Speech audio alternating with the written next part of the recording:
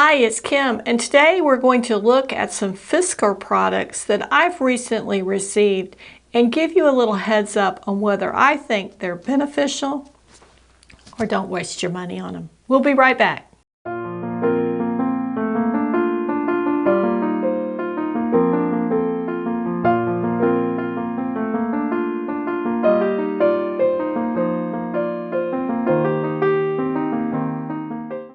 And welcome back to the Shamrock Quilt Studio. Hi, welcome back. Today we're doing a little product review on some Fiskar products that I recently received. And I'm going to tell you a little bit about how I hope to use them and whether I think they're going to be a big benefit here at the Shamrock Quilt Studio. The first thing I got was a Fiskars Circle Cutter. It's actually called a fabric circle cutter. It makes perfect circles, it says. So here's what the package looks like. And I've already cut the plastic so we can take these out. And I've done a little bit of cutting with this. And I'm not going to do a tutorial on how to use it. My goal here is just to show you how it works really quickly and then give you my first impressions of this.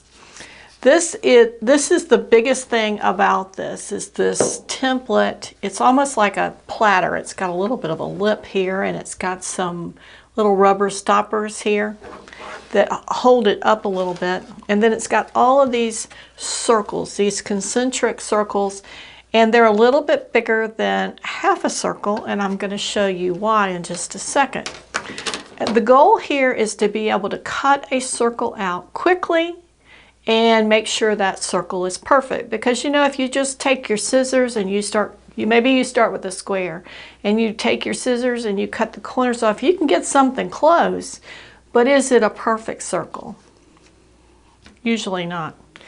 So there's two kinds of circles you can make with this. One would be a whole circle and one's going to be a half of a circle. And I'm going to show you first a whole circle, and then I'm going to tell you how to make a half a circle. And you can make a circle up to 12 inches in diameter. That's that biggest arc here. Or you can make one that's 2 inches in diameter. And the biggest thing that I see is these really big circles. Usually if I'm going to make a circle, I'm going to have to draw it on the fabric, and I'm going to have to find something in my house. Let's say we're making the 12 inch, that's 12 inches. And it may be 11.5 inches, it may be 10 3/4. It's not going to be those accurate 1 inch circles. So that's going to be an advantage to you, is to have that. And I'm going to This is just a little bit warm. I'm going to just give us a little bit of a crease right there. I don't recommend ironing on your cutting board, but like I said, that was warm, that was not hot. And what you're going to do is you're going to place your crosshair here on the fold of the fabric if you want a full circle. And we're going to cut a 3-inch circle. And then you're going to line this up here, you're going to line this up here, and if it's long enough, you'll line it up there. I find if I line it up here, I'm wasting a lot of fabric. And you know me, I'm really skimpy and cheap and frugal and a miser with my fabric. And then we're going to take this little tool that comes with it, take off the safety, and there's two little knobs right here. And those are the two knobs that are going to ride in the cutout. So let me pull this a little bit further this way and then line it back up. I think we're going to let's do the 3-inch circle. I have a need for a 3-inch circle, so I've lined it up here. I've lined it up here. I don't have any fabric here, but that's okay. And we're going to put this into the 3-inch, and we're going to make sure that it's riding on there properly. I'm not pressing, I'm just riding it. And this reminds me a lot of some of the children's toys where it rides on the track we're going to do the same thing. Now to get it to cut, you're going to need to press down. That's the cutting. So we're going to hold it down. We're not going to hold it down like our life is depending on it, but we are going to hold it firm. And then we're going to just ride it around. And you can hear it cutting in there. I might be holding it just a little too firmly. And then I'm going to run it right through that same thing again. That's just my thing. Sometimes people run it and they run it back. And you don't have to run it a second time. You could trim it with your scissors. Now, it did cut me a circle, but I can see where one of those paths didn't go all the way. So let's try it again. I think this is something that with a little bit of practice, you get a little better.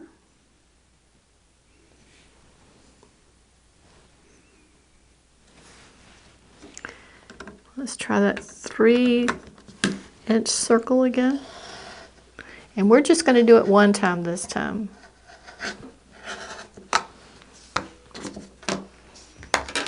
That one did much better. Okay, so my recommendation is only go once, press it firmly but not too hard, and that really did give us quite a perfect circle.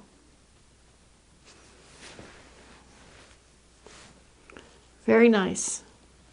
Okay, now the other thing that I got was this little 28mm rotary cutter. I've never had one this small. I typically work with the 45.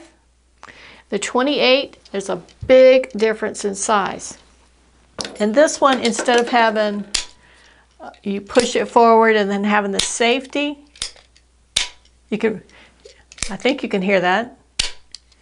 Okay, this one works a little bit differently.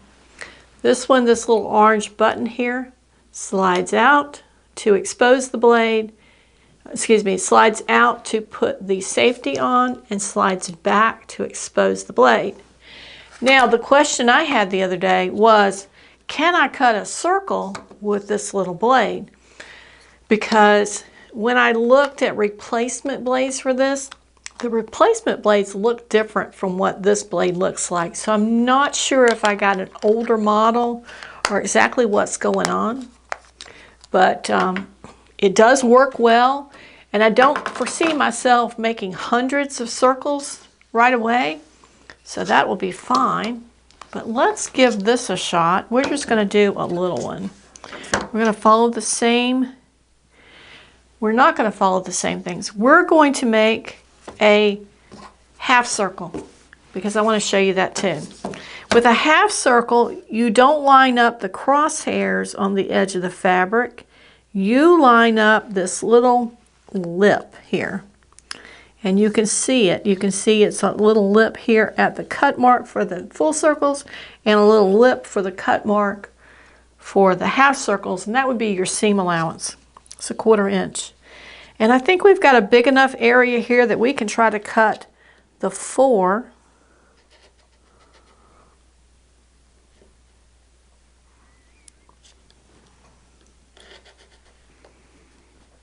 Nope, that doesn't work. Let's try this side. Nope. You are definitely going to need to use the tool for this. I'm glad we checked. Okay. That one side's going to be a little rough because that's where we're trying it. Oh no, actually it did well. Okay, so there's your half circle, and then it gives you enough for your seam allowance to have your half circle. There you go. So I think this is a great thing.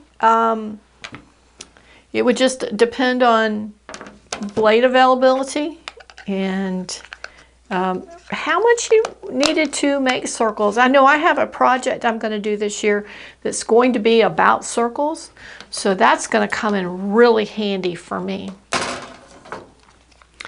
I would tell you this is probably something that you want to buy on sale, especially if it's a tool you're not sure if you'll use a whole lot or not.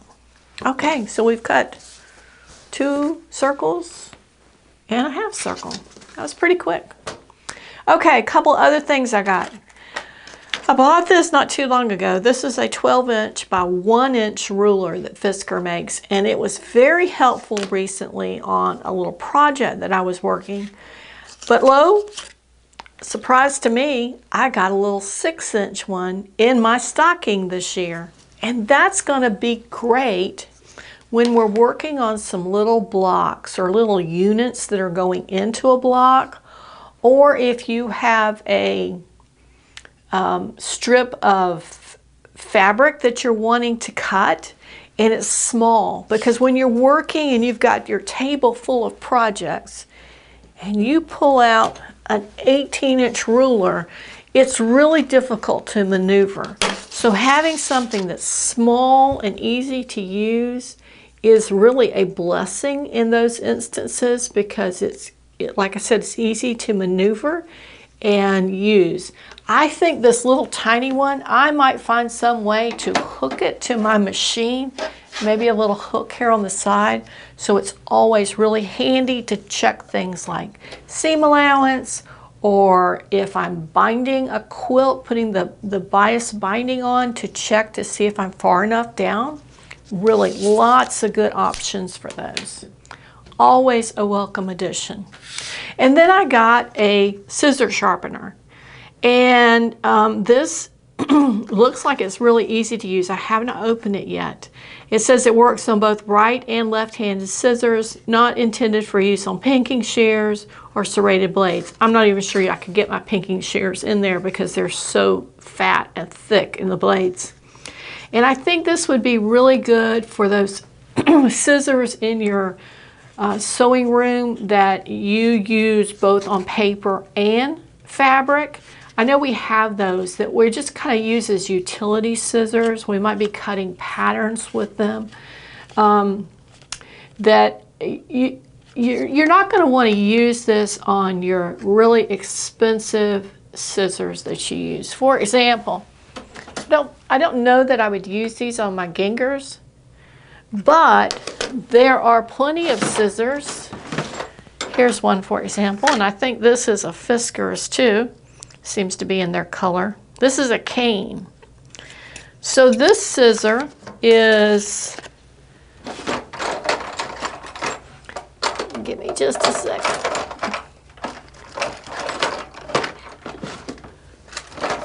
Like this scissor. This is kind of a utility scissor for my sewing room. So I don't typically use this on any kind of fine cutting of fabric, the black scissors. But let's see. How do you use these? It just says you do this.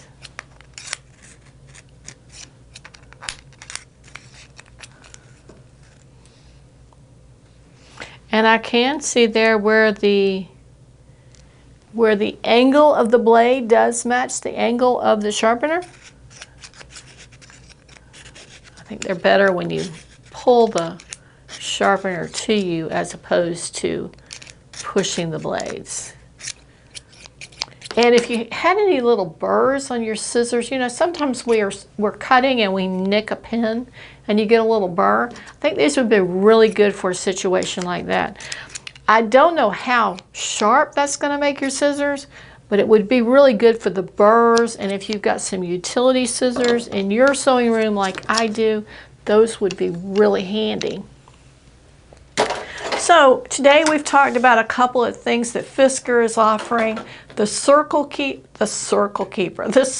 Cutter, the small rotary cutter. I really like this. I see that a lot of instances where you just need to make a little small cut, or you need to make something that maybe is going around a curve that you're not cutting against a ruler, acrylic ruler, but you need to make that articulating circle or curve or something, that could be really handy. I guess that blade is sufficiently safety oriented. If you had children, I think I would keep this someplace where they couldn't get to it, but then I would keep this there as well. And we've got our scissor sharpener. So all good products today, just depends on your need for them. I think everyone could use the little rulers, the scissor sharpeners. Surely you could use those, if not for your sewing room, for other parts of your household. The little cutter might be very handy. I have been sewing for years. I've never had a little tiny one, so we'll see what kind of impact that makes. I like the little thing there that you can hang it up. Okay, that's it for today with our Fiskars products. I'm so glad you could join us. If you like this video, give us a thumbs up and subscribe to the channel to support us in our videos and to bring you more reviews and more projects. And don't forget, there's a new project video this Friday on our YouTube channel, so be sure to catch us then. We'll see you next time. Bye.